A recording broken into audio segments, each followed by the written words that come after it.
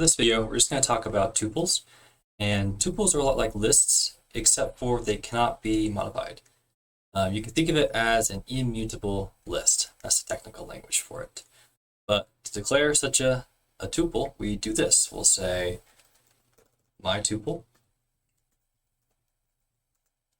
equals, and then instead of using the brackets, we're going to use the parentheses.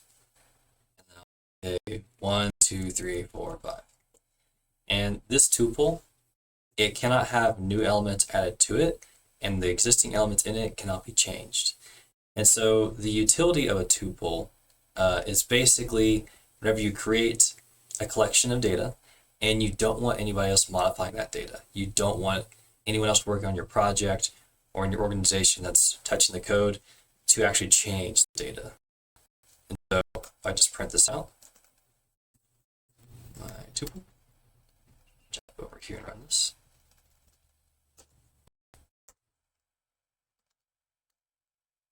There's our tuple. And we can access it with indices in the same way that we do a regular list.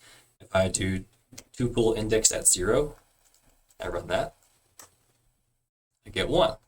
That's the first index of the tuple. I can go all the way up to 4. That'll get my last item. Last one, 5.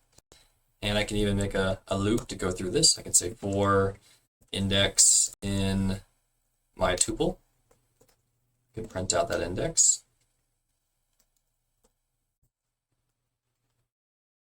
Index, just like that. If I run this, it's printed out 5 because I forgot to remove that first one. But then 3, 4, 5. And that's pretty much all there is to tuples. It's just like a list, except you cannot change the data in it, you cannot add items to it, and you cannot remove items from it either. It is it is declared, it is set as it is. And that's basically it. So I'll see you in the next one.